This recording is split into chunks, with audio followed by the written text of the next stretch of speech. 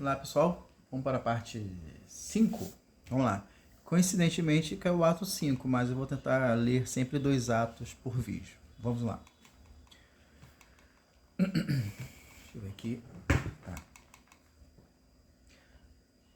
O Sr. Bailey mantinha o automóvel em velocidade baixa, tomando as curvas com uma cautela quase ritual. Por vezes o Ford T, onde vinham Eugênie, Martel e Beatrice, parecia prestes a ultrapassá-lo.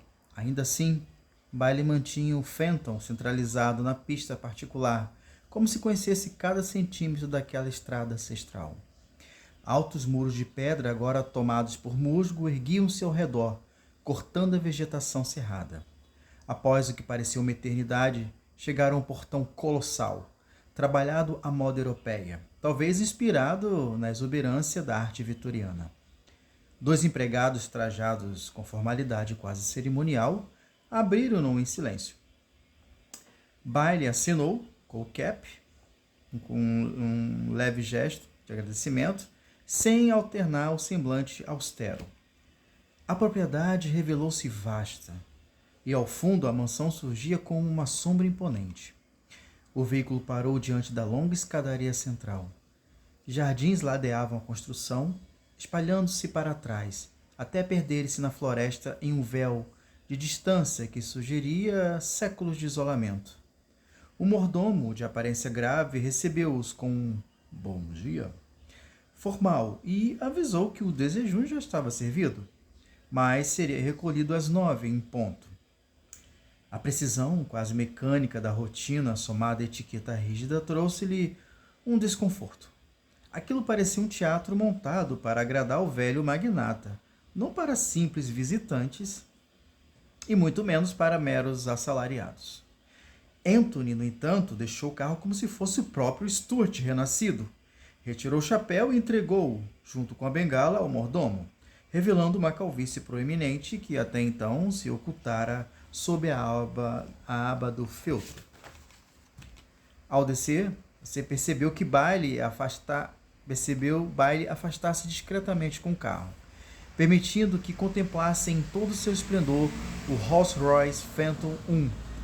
A opulência da máquina despertou em você sentimentos ambíguos: desejo, admiração e também decepção. Afinal, o verdadeiro dono de tudo aquilo jazia morto. E não seria esta a maior ironia da existência humana? Acumular riquezas apenas para jamais usufruí-las? Anthony sugeriu que aguardassem a chegada dos demais. Enquanto esperava, seus olhos percorreram o cenário ao redor. Que desalento! Que desalento deveria ser viver em um lugar tão vasto e magnífico, sem a presença de ninguém, além de criados contratados. Uma lembrança de um folheto religioso surgiu em sua mente, trazendo a amarga frase: algumas pessoas são tão pobres que a única coisa que possuem é dinheiro.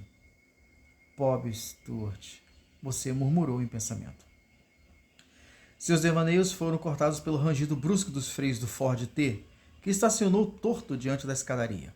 O primeiro a sair foi Martel, que se espreguiçou com exagero, revelando que o traje que vestia era ao menos 2 números menor que o seu porte.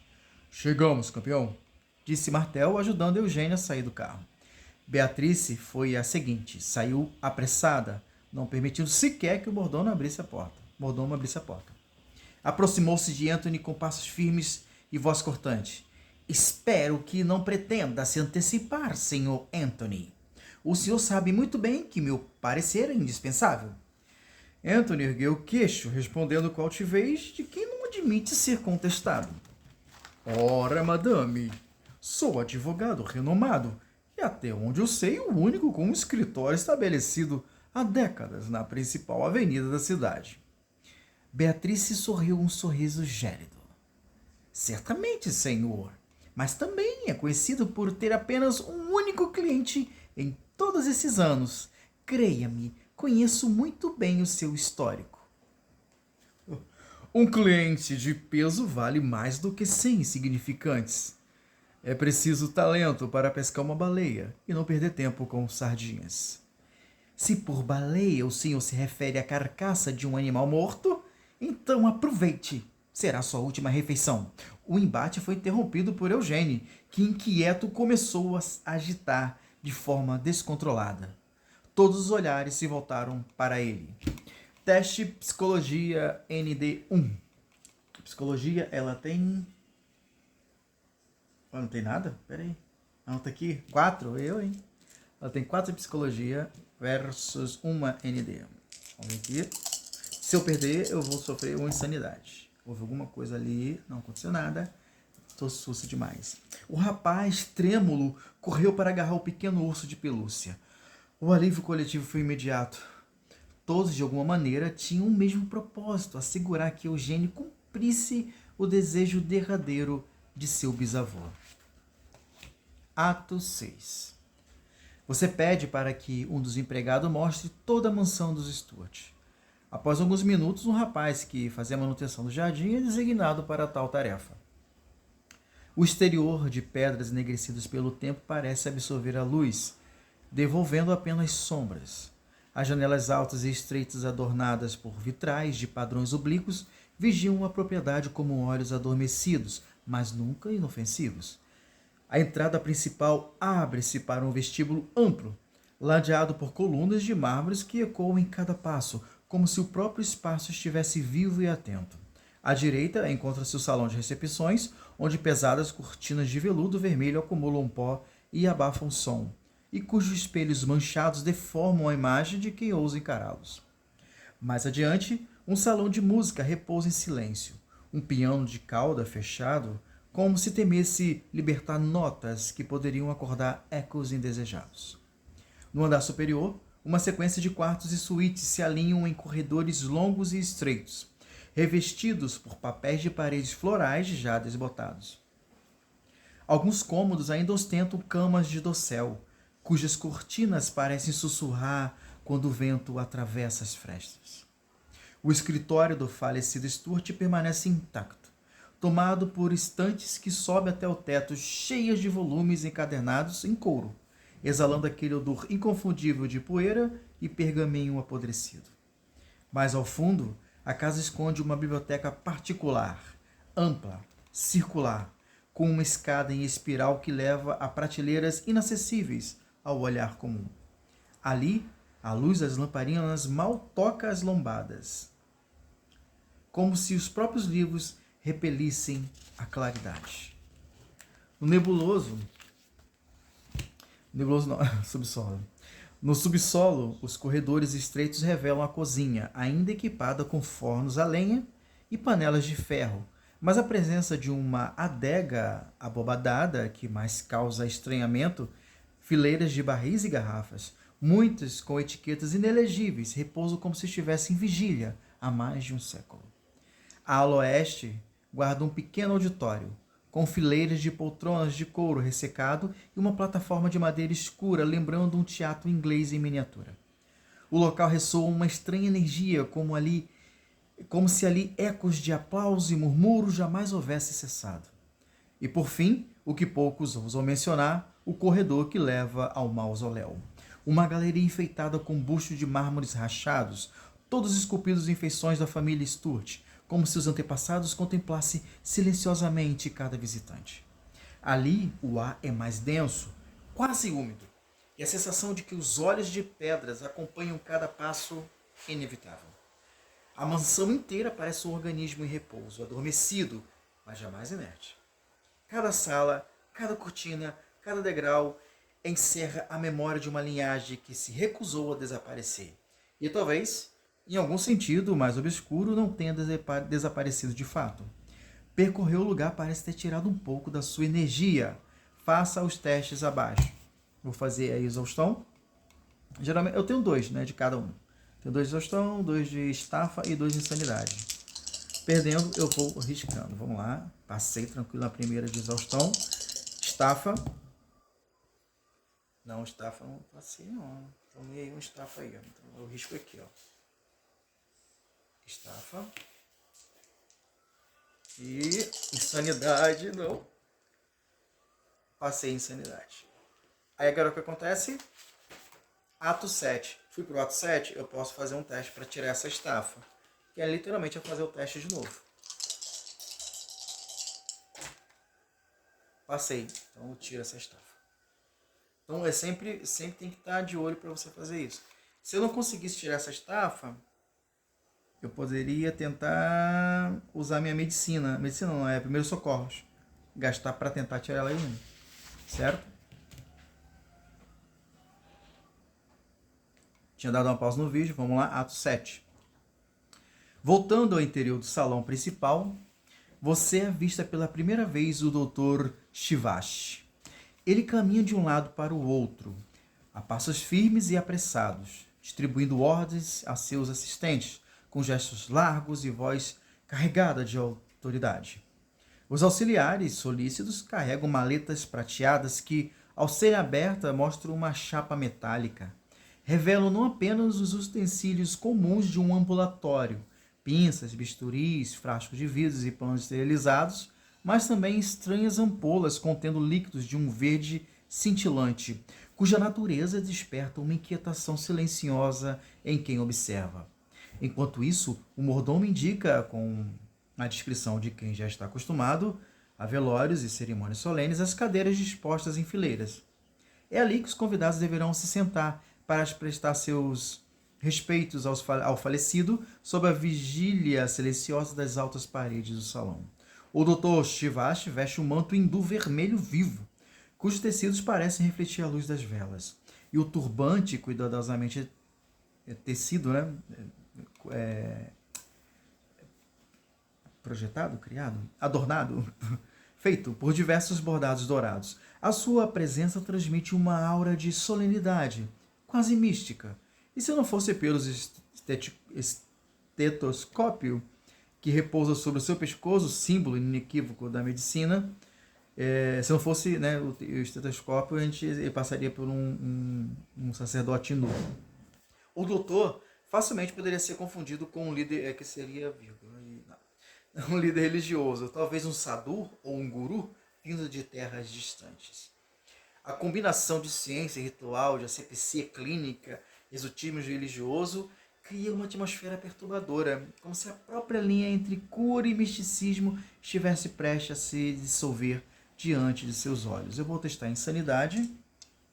2, 1. Você está entendendo que está tendo alguma coisa está afetando a sua mente ali, aquele negócio não está legal, não é normal. A sensação de você vai ter um corpo ali, sabe? Puxando do nada, já foi velado e simplesmente por causa de meandros humanos vão botar o cara de novo para ser velado. Enfim, mas aquela preparação ali está estranha. Insanidade, ato 7. Nota. Você tem 5 pontos de ação para usar nos testes abaixo. Perguntar ao mordomo sobre o doutor. Eu vou testar persuadir. Vamos lá. Esse doutor é muito estranho. Persuadir. Eu tenho 4 de persuadir contra 1 do mordomo. Perdeu. Beleza. Então eu vou para 29. 29.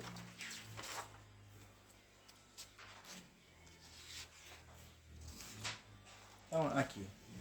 Bem, o doutor já está na família há pelo menos 10 anos. Calculo porque foi 1 ano depois de eu começar a servir ao falecido Stuart. Sim, ele é excêntrico, destoando de tudo o que a sociedade ocidental espera. Mas sua afinidade com o Sr. Stuart foi imediata. Logo começaram as mudanças que ambos desejavam a favor da ciência.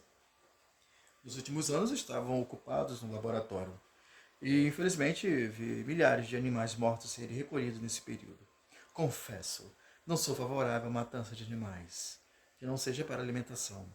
Mas, creio que a ciência exige desses pobres seres sacrifícios que, com humanos, não poderiam ser feitos. Pô, até o mordomo tá meio estranho. Vamos lá.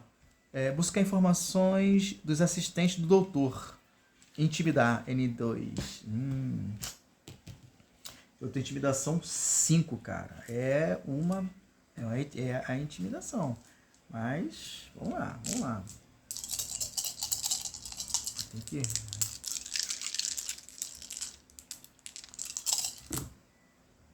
Opa, passei bonito. Bonito, passei. Intimidar, vou para 45.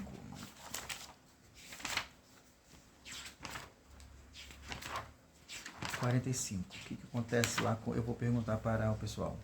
Você observa Said, o mais jovem dos assistentes, e percebe que ele parece mais vulnerável que Ahmed, o mais velho, e de expressão carrancuda. Quando surge a oportunidade, você o chama discretamente para um canto afastado. Com alguma dificuldade no idioma local, compreende parte do que ele revela. Segundo suas palavras, o doutor foi expulso de uma instituição na Índia e precisou migrar para evitar complicações maiores. Entre acadêmicos gnósticos, encontrou espaço para pôr em prática suas teses e, ao que parece, Mason Studio foi seu principal, se não o único financiador nos últimos anos. Sustentava sozinho as pesquisas do doutor. Said não consegue oferecer mais informações e você o deixa partir. Ir direto ao doutor e perguntar sobre seu trabalho. Então, eu passei em todos esses, então estou no terceiro teste, então eu tenho mais 2 se eu falhar nesse agora com o doutor. Diplomacia, eu não tenho. Não tenho 3 diplomacia. E 2 aqui com o doutor. Vamos ver, o doutor parece ser bem arredio para a diplomacia. Primeiro teste em diplomacia.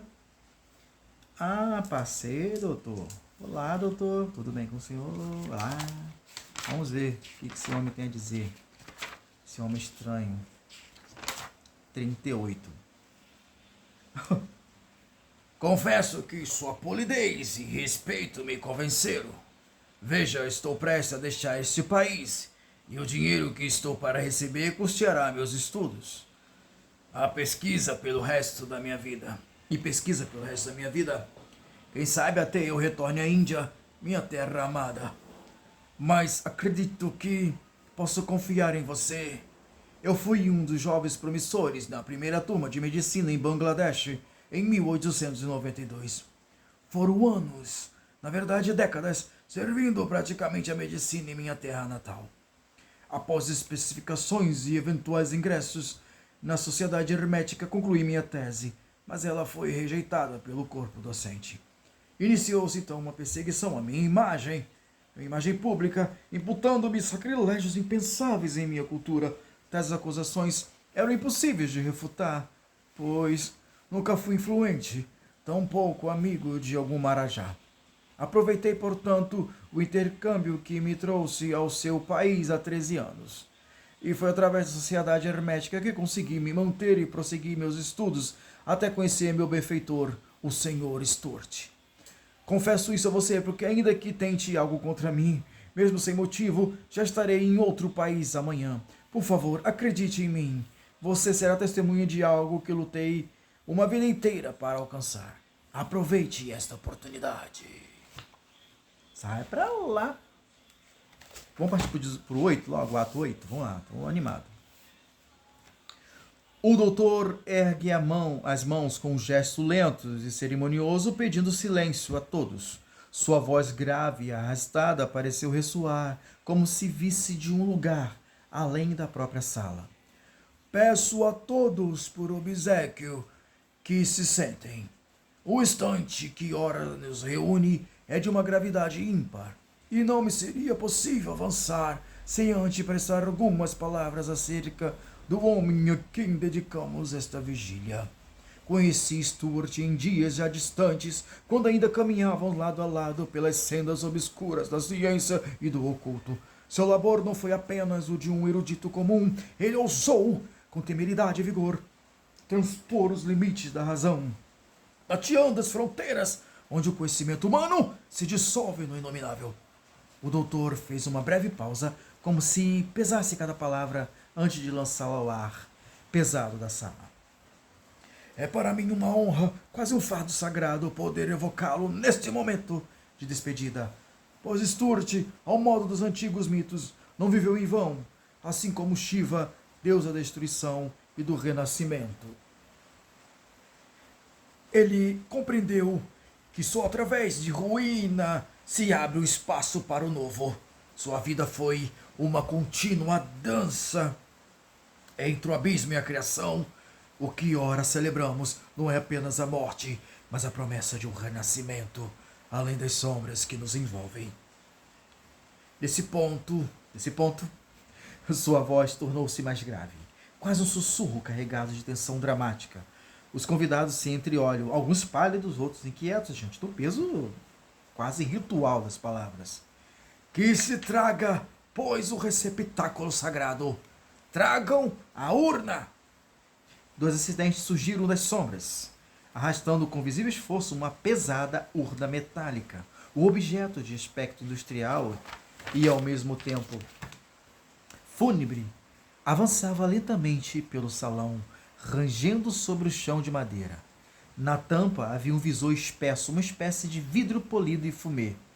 E à medida que se aproximava da mesa central, todos puderam divisar com crescente horror e fascinação o rosto lívido e envelhecido de Stuart, preservado como suspenso no tempo, imóvel sob o olhar e turvo e imóvel da morte. Tal imagem turva seus sentimentos, seus sentidos. Esse turvo e coisa dá uma repetida aqui. Vou testar a estafa, porque a situação ficou um pouquinho meio grotesca. 2 de estafa. E depois eu tenho que testar a insanidade. Rodei em estafa. Insanidade também o mesmo. Eu tirei 3 e 4. Eu passei. Um murmúrio gélido correu entre os presentes. Alguns recuavam instintivamente, enquanto outros se curvavam para ver melhor, como que atraídos por uma força mórbida. O ar parecia tornar-se mais pesado e cada olhar fixo naquele rosto morto evocava não apenas lembranças, mas um pressentimento indizível de que algo ainda permanecia desperto daquela carne silenciosa, dentro daquela carne silenciosa. Por fim, todos se aproximam da urna para uma olhada de espanto e admiração. Somente Eugênio, com seu urso de pelúcia, ficou ao fundo, sentado, evitando olhar para a figura do bisavô. Deixa eu ver aqui. Fazer os últimos testes aqui. Vamos lá. Perguntar a Eugênio o que o aflige. Perguntar de meu menino.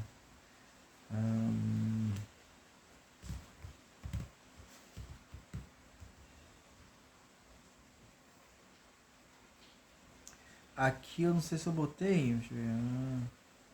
Deixa eu colocar aqui, seria um teste para cada. Mas vamos lá. Esse aqui é o teste só para cada. Deixa eu ver aqui. Tá, é um teste para cada mesmo. Psicologia acho que ela tem 4 ou 3.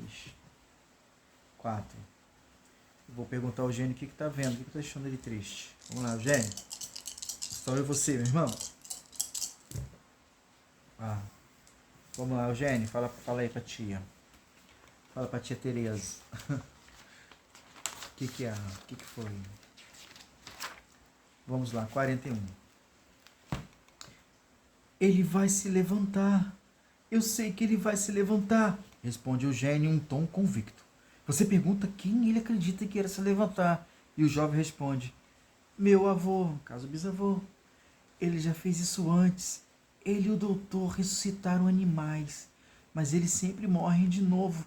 O sussurro do rapaz soa dissonante, como fruto de uma mente perturbada, ou talvez reflexos de algo que de fato presenciou, ou de algo que de fato presenciou nessa propriedade.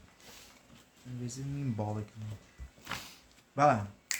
Simular uma conversa com o Ursoberg para ganhar a confiança de Eugênio. Vou tentar enganar ele daquela enganação do bem, do bem, né? Enganação de criança, assim, se fizer isso você vai cair e tal, aquela coisa toda. Vamos lá. Não, nem passou, não enganei ninguém. Observar os presentes e escutar o que murmuram. Escutar ND1. Eu não tenho escutado. Vamos lá. Não consegui também. Não deu. No próximo vídeo, vamos para o ato 9, depois dessa bizarrice toda.